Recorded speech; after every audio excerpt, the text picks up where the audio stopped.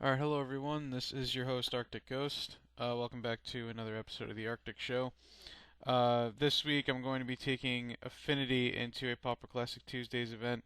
I know I haven't put out a recording in about, I don't know how long, 2 or 3 weeks.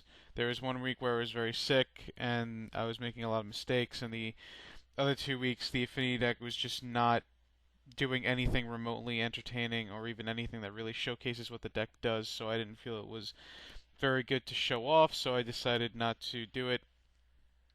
And I also think that my list wasn't very optimized, and I was trying new things, and I decided to settle on going back to a very old school style of Affinity. This is really the Affinity deck list that I was messing around with before I started adding Temur Battle Rage and all these types of things. Um, it also helps that I've also seen some other players do the same thing, so I decided let's just go back to the old faithful way of doing it. So Affinity, to start off, is really just a fast aggro deck with access to all 5 colors. Uh, you're really just an artifact-based deck. You take advantage of Metalcraft and the Affinity ability, and you're just very very fast. You also have a good combo kill, and the fact that you have access to all 5 colors means you have access to any good sideboard cards that you want. So it's pretty good. So first up is the mana base. You just play 16 lands, all 4 of the artifact lands, because they are not basic lands. Of course, you cannot play more than 4 of them, but that's fine. Uh, the weakest one is Ancient Den, of course, but you have 2 very strong sideboard cards that you need Ancient Den for. I do not play Darksteel Citadel as a 17th land or anything like that. I've gone back and forth between 16 and 17 lands, and I get just as much mana screwed and all that stuff with 17 lands as I do at 16. And I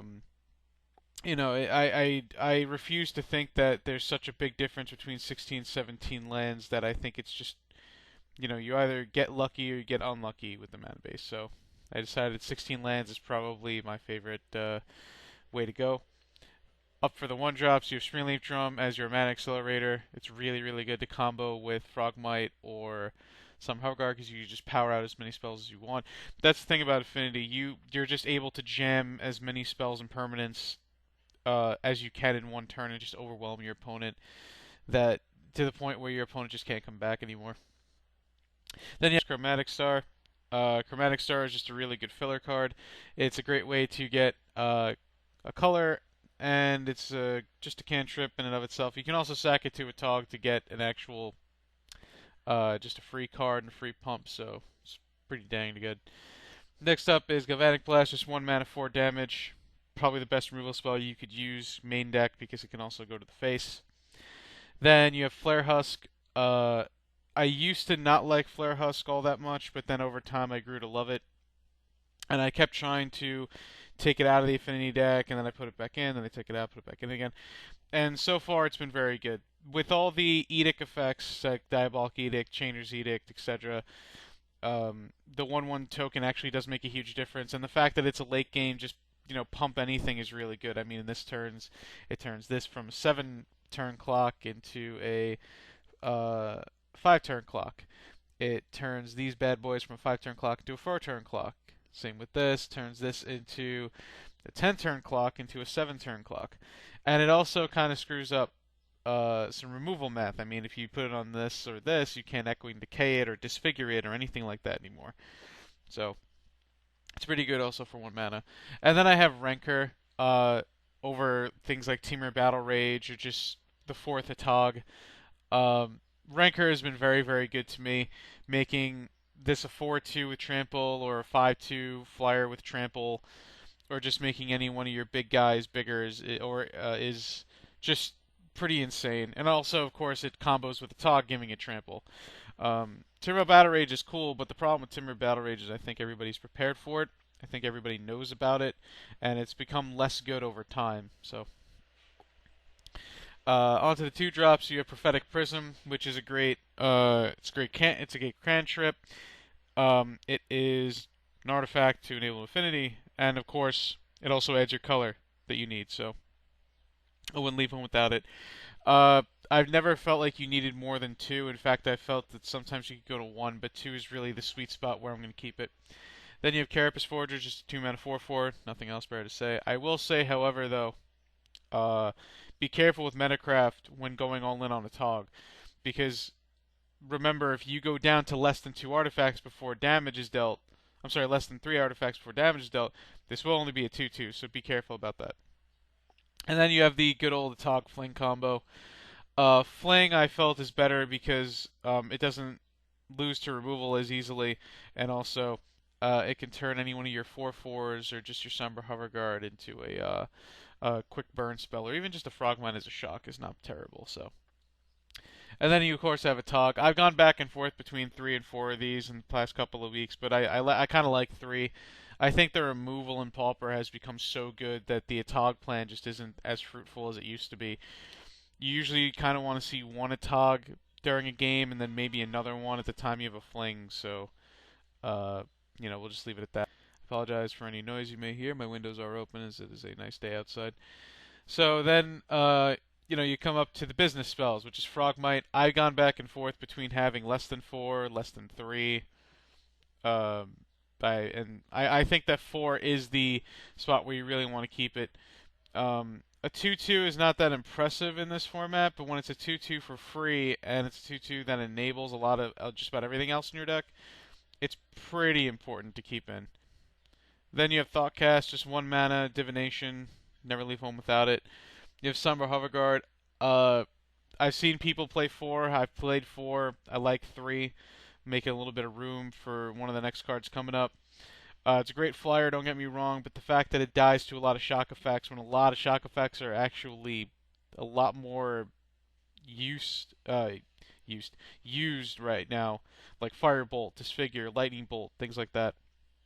Well, Lightning Bolt's not shock, but I think it's gone down in value. I used to play, funny enough, Aurochs Sunchaser because of the extra toughness, but the fact that that's 2 mana is where this is 1 actually makes that big of a difference, so I'm going to stick with Summer Hoverguard.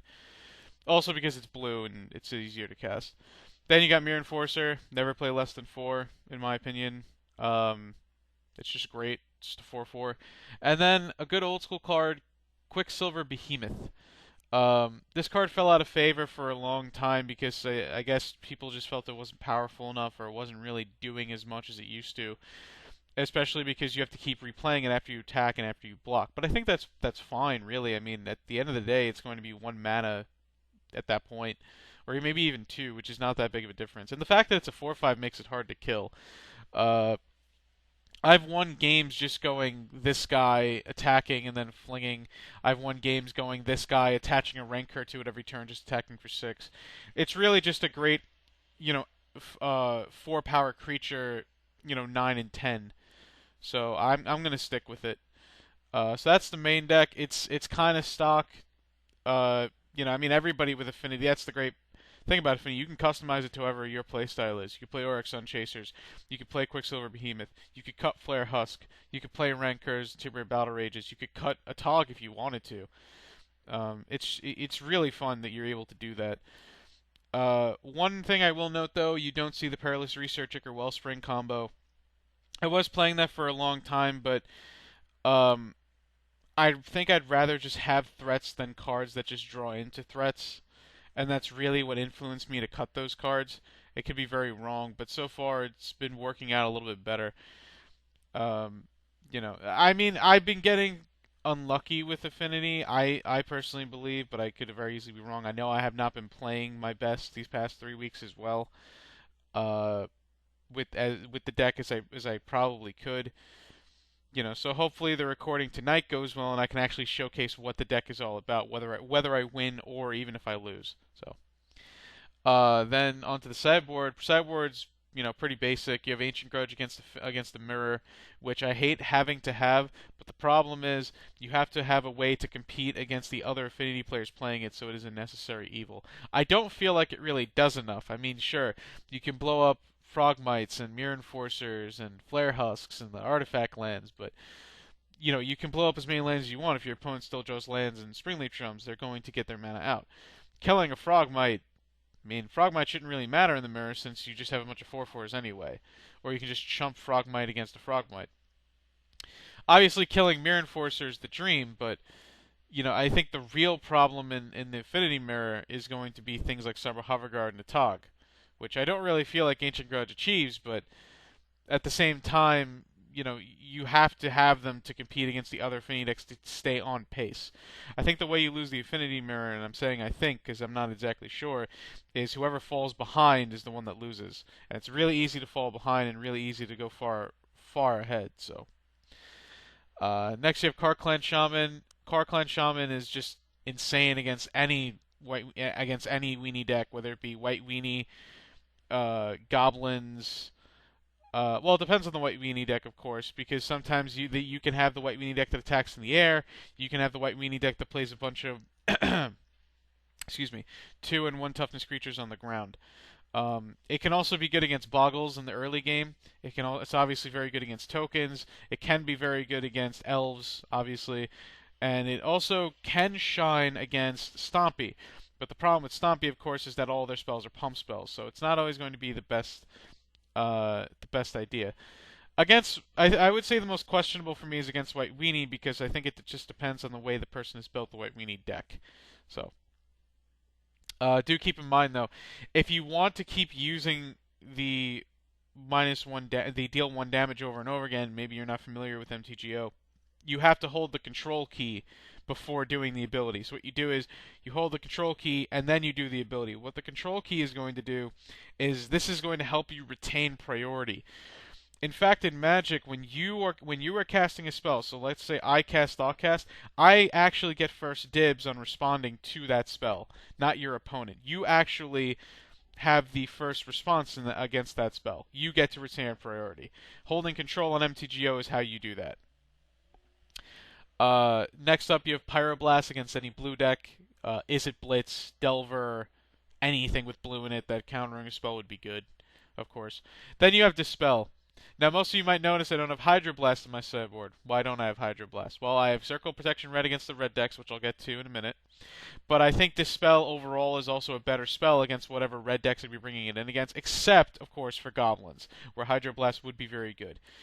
Or even against, I guess, Izzet Blitz, but the fact of the matter is this counters Timur Battle Rage or Apostle's Blessing or anything against Izzet Blitz if you wanted to bring it in. But this also has game against Delver if you want to bring it in against that, or Burn if or Mono Black Control, or even it also has big game against Blue Black Teachings, which I think Mono Black Control and Teachings from rigorous testing, if that's even the right word, has proven to be all but impossible, unless I happen to get quite lucky. Those matchups have just been awful for me. So I don't claim to be an Affinity expert by any means, of course. So I could just be bad. I admit that I'm bad, and I feel bad. So next you have Journey to Nowhere. Just a great removal spell. It removes Grumman Angler, and more importantly, Fangren Marauder. You can't really win if a Fangren Marauder sticks, so I like Journey to Nowhere. And then you have Circle Protection Red against anything with red in it, except for goblins. You should need it against goblins, but not that it would be good against goblins. The reason why this card is good against goblins coming from Tron is because of the Tron lens. You just have close to infinite mana. In this deck, you're bottlenecked on mana, so Cop Red isn't really that good. Cop Red's more against red matchups where you only need 3 or 4 mana to function with it. And so far, it's been my best way to beat Izzet Blitz. It's been my best way to beat Burn. Which I think Burn otherwise is actually not that good of a matchup. Which, yes, I could be playing cards like, life gain cards like Armadillo Cloak and things like that. But I feel Cop Red is just better overall. I have run in Circle Protection Red against Goblins before. So you might see me do it if I face it. But it's not ideal. It's just kind of there because it's better than some of the other cards in the deck. Like, off the top of my head, I'm not really sure. Like, obviously, it's better than Rancor. Like, you don't really need Rancor.